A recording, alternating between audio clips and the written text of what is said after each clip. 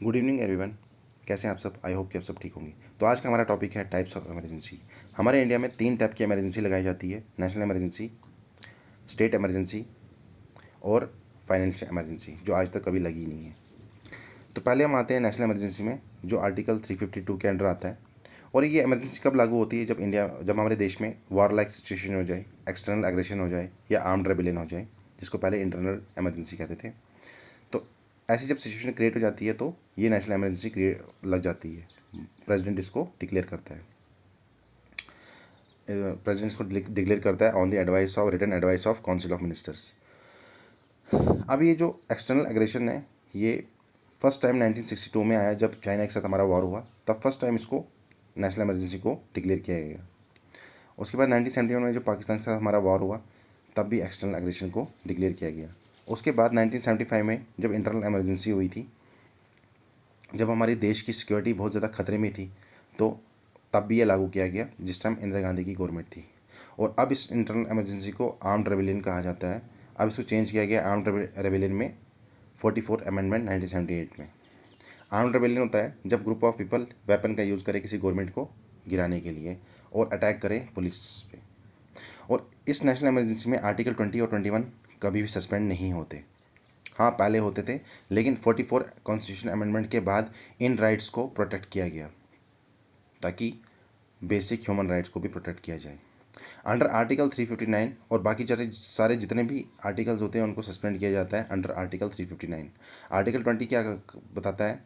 ये प्रोटेक्शन देता है उन लोगों को, in case of crime and protection में ये लोगों को प्रोटेक्शन देता है, ठीक है, क्रिमिनल प्रोटेक्शन देता है।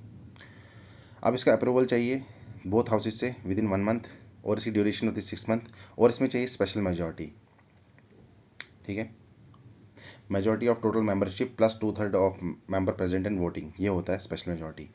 उसके बाद दूसरी इमरजेंसी हमारी आती है स्टेट इमरजेंसी, जो आर्टिकल 356 के अंडर आता है। इसको प्रेसिडेंट रूल भी कहा जाता है। इसको प्रेसिडेंट डिक्लेयर करता है किसकी एडवाइस पे? गवर्नर की एडवाइस पे। और जब क्या होता है हमारे देश में, क्या होता है जब कॉन्स्टिट्यूशन मशीनरी फेल हो जाती है, मतलब प्रॉपरली फंक्शन नहीं कर पाती है गवर्नमेंट वहाँ की, और जब हमारे कॉन्स्टिट्यूशन के लॉज के अगेंस्ट कुछ ऐसे रूल्स बनाती है गवर्नमेंट, तब भी प्रेसिडेंट रूल लगता है, ठीक है। और जब स्टेट की गवर्नमेंट प्रॉपरली फंक्शन नहीं कर पाती है और कोई भी party is not able to form, कोई भी पार्टी वहाँ गवर्नमेंट नहीं बना पाती है, और law and order break down हो जाता है, मतलब कि जब गवर्नमेंट अनेबल, बिल्कुल मतलब असफल हो जाती है पीस को मेंटेन करने में, तब जाके ये प्रेसिडेंट रूल लगता है, ठीक है। और उसके बाद जब ये लग जाता है तो governor on behalf of president वहाँ की सरकार चलाता है, ठीक है। और इसकी एग्जांपल मैं आपको बताता हूँ, जम्मू कश्मीर, ठीक है, आर्टिकल 370 से पहले की सारी कहानी मैंने आपको बताई थी, तब भी यहाँ प्रेसिडेंट रूल लगा था, उससे पहले गवर्नर रूल लगा था, ठीक है।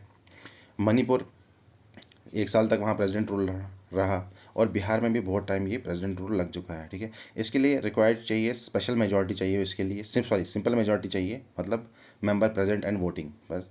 और 6 महीने इसकी ड्यूरेशन होती है, और इसको एक्सटेंड किया जा सकता है 3 साल तक। फिर लास्ट में हमारी इमरजेंसी आती है फाइनेंशियल इमरजेंसी, आर्टिकल 360 के अंडर। और ये जो जब देश की फाइनेंशियल स्टेबिलिटी जो होती है ना, वो खतरे में आ जाती है, तब ये डिक्लेयर की जाती है बाय प्रेसिडेंट ऑफ इंडिया, ठीक है। जब इकनॉमी हमारी बहुत ज़्यादा कमज़ोर हो जाती है, ठीक है, जब फाइनेंशियल क्राइसिस हो जाती है, एग्जांपल जैसे हम बोलेंगे बहुत ज़्यादा हमें घाटा हो रहा है या कोलैप्स हो जाएगी हमारी इकॉनमी, तब इस इमरजेंसी को डिक्लेयर किया जाता है, और प्रेसिडेंट ऑफ इंडिया इस इमरजेंसी को डिक्लेयर करता है, ठीक है। और इसको अप्रूव किया जाता है बोथ हाउसेज से विद इन 2 मंथ्स, और इसके लिए सिंपल मेजॉरिटी चाहिए होती है, मतलब मेंबर प्रेजेंट एंड वोटिंग। और ड्यूरेशन इसकी होती है मतलब अनलिमिटेड टाइम तक, जब तक इसको रिवोक नहीं किया जाए। और इसमें क्या होता है, इफेक्ट क्या होते हैं इसके, जितनी भी सैलरी होती है गवर्नमेंट एम्प्लॉयज़ की, उसको रिड्यूस किया जाता है। और जजेस ऑफ सुप्रीम कोर्ट और हाई कोर्ट की, उनकी भी सैलरी को रिड्यूस किया जाता है। लेकिन ये इमरजेंसी आज तक हमारे इंडिया में कभी लगी ही नहीं है, ऐसी नौबत कभी आई ही नहीं है, ठीक है। तो ये थे हमारे topic, and this is the diagram of this. Okay, bye.